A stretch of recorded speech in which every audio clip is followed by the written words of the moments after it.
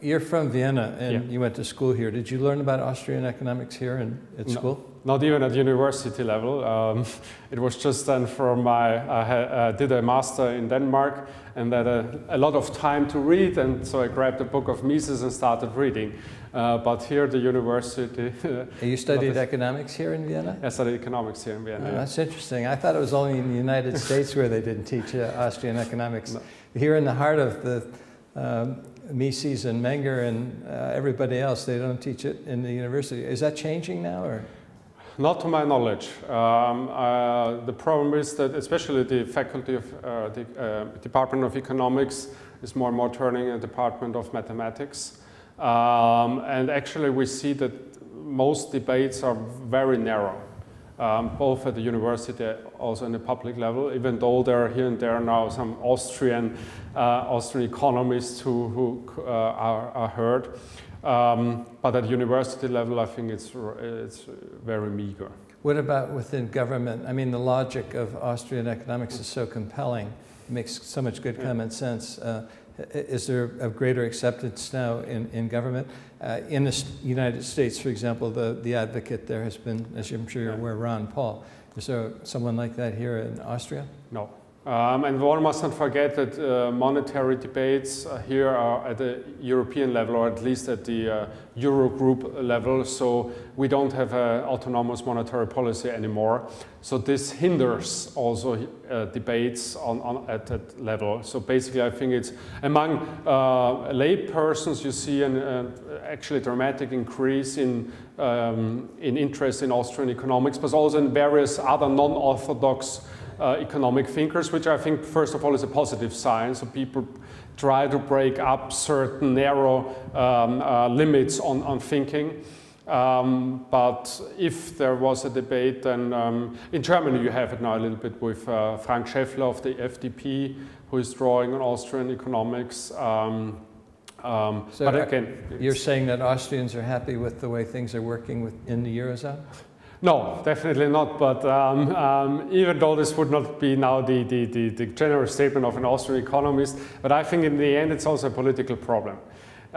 If, for example, Germany decided, and I'm now using Germany as an example because they're a huge country, Austria as a small country has not so much influence. If they would decide to break out of the Eurozone, then they could do it and re-establish a D-Mark, maybe based or hopefully based on insights of the Austrian School of Economics.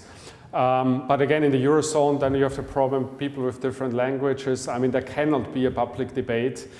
First of all, also because of language barriers.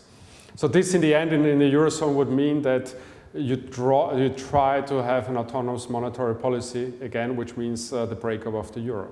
Yeah. Do you address the issue of the euro in your book? No, because I'm basically debating it from a very general theoretical level, but written for a layperson, so that everybody gets a first idea what is wrong. And I don't want to, I'm actually not presenting now blueprints for reform. I'm more or less, I'm hoping that in various parts of Europe or in Austria, the people sit together, start to think and try to find their own ways, which hopefully are based on these ideas, but if they find better solution, the better. What about gold? How do you see gold in the monetary system? I'm writing with a friend of mine on a book on the gold standard in very broad sense, and I read a lot of books now of the 19th century. I was very surprised that in the 19th century, during the gold standard, the money supply increased dramatically. Mostly through the commercial banking system, but not only, because there was hardly any 100% backing. I think that the debate is important, but I'm looking at it again from a more general level. I think that we need to find, many people not only feel but also understand that our current economic setup or institutions are fundamentally wrong in the sense that they create this permanent ups and downs. And if we find a solution using gold, that's fine. I'm more for silver because purchasing power is lower, so you can also use it for everyday life. And I think that people should use coins again. having the money really in their hands and not just a money certificate.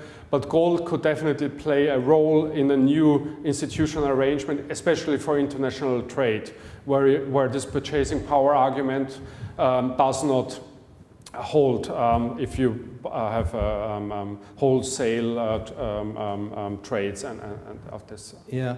Huerta de Soto's book, Money, Banking, and Economic Cycles, does a very good job of analyzing, the 19th century and particularly Peel's Bank Act in the UK and the implications, of that. Just, turning back to solutions again. Do you see politicians coming up with solutions to today's monetary imbalances, or are we going to go from crisis to crisis to crisis until eventually, the whole house of cards comes tumbling down? First of all, on the positive side, there are people now like Frank Schäffler, a member of the German Bundestag and in various other parliaments, who I would say they have a sound monetary ideas of sound money, which they hopefully could implement. But again, I think it also would need time.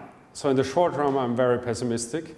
In the long run, I'm quite optimistic because among young people, again, you see a break-up, renewed interest in ideas. But in the short run, again, and now I'm defending some politicians, what can you do?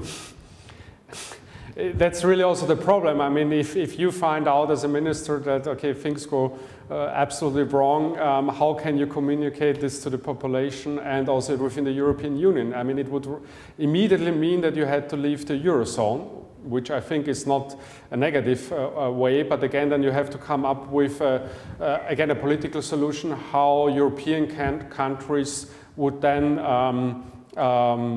coordinate their political existence. So I think from a long-term perspective, the short-term problems are not as important. I would not put too much emphasis on short-term political solutions.